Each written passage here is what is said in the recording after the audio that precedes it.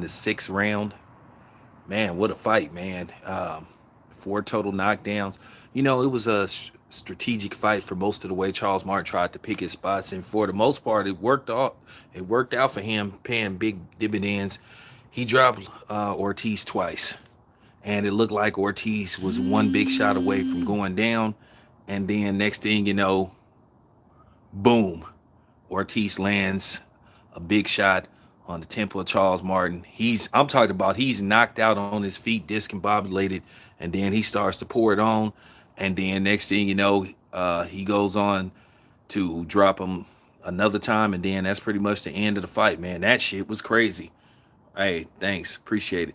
But that's boxing for you, man. Anything can happen. It looked like Charles Martin was on the verge of winning that fight, and he got caught. That's boxing. All it takes is one punch.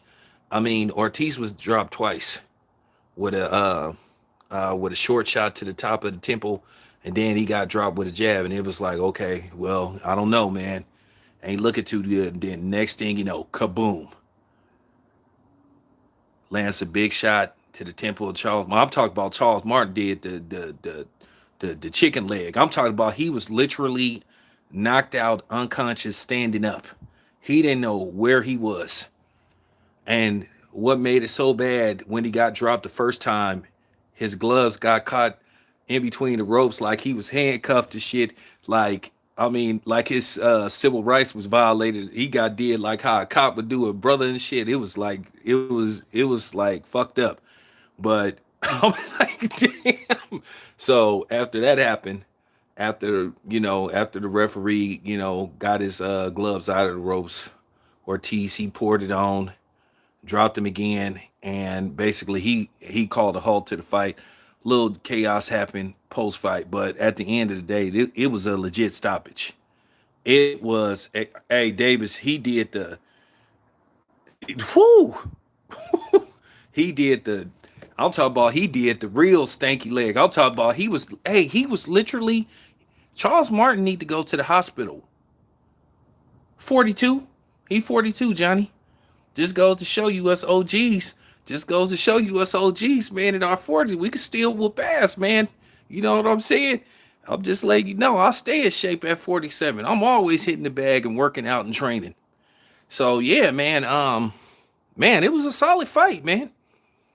You know, if you do one fight to end in a knockout, we pretty much knew that this fight would end in a stoppage.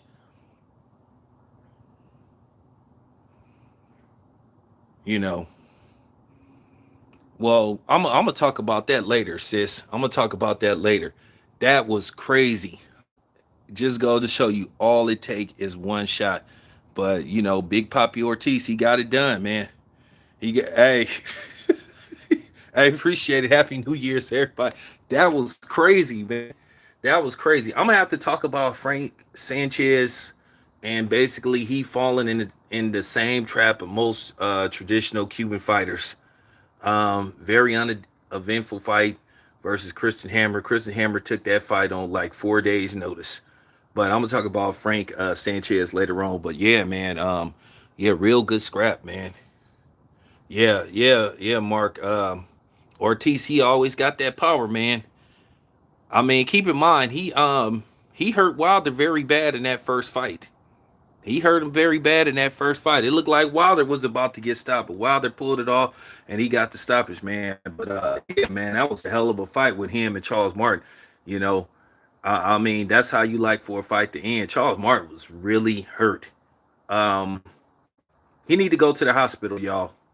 Even though he, what I'm saying, even though he, what I'm saying, got right back up, but he literally was knocked out and unconscious standing up. He was sleepwalking.